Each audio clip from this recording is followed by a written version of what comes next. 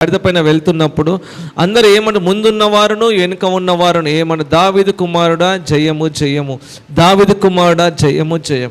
అంటే దేవుడికి అవసరమైంది మనం ఇస్తే దేవుడు నిన్ను ఏం చేస్తాడంట, తనకు అనుకూలంగా నిన్ను మార్చుకుంటాడంట.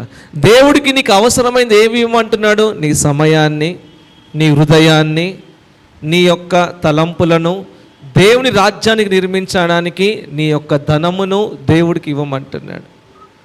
అంటే దేవుని రాజ్యం దేవునికి ఎప్పుడైతే అవసరమై ఉన్నదో ఆ అవసరానికి నువ్వు ఇయ్యనప్పుడు అప్పుడు ఏం చేయబడ్డది? ఎప్పుడైతే వాళ్ళు వెళ్ళారో వెళ్ళిన వెంటనే అతనికి ఏం చేశాడు? ఇలా దేవునికి అవసరమైనది ఇవ్వుమో అని చెప్పగానే అతను తీసి ఇచ్చేశాడు అంట. అంటే ఫస్ట్ థింగ్ ఏంటిది అంటే, గాడిదను ఇచ్చేసినప్పుడు నీది కూడా దేవుడు నిన్ను అడుగుతున్నాడు ఏమని అంటే, నాకు అవసరమై ఉన్నావు, నువ్వు నా సేవ చేస్తావా? నువ్వు నాకు అవసరమై ఉన్నావు, నా నామాన్ని ఘనపరుస్తావా? దీనులకు సువార్త ప్రకటిస్తావా? విడిపించే శక్తి నీకున్నది, ఆరాధించే బలం ఉన్నది, శక్తి కలిగిన అభిషేకము నీ మీద ఉన్నది.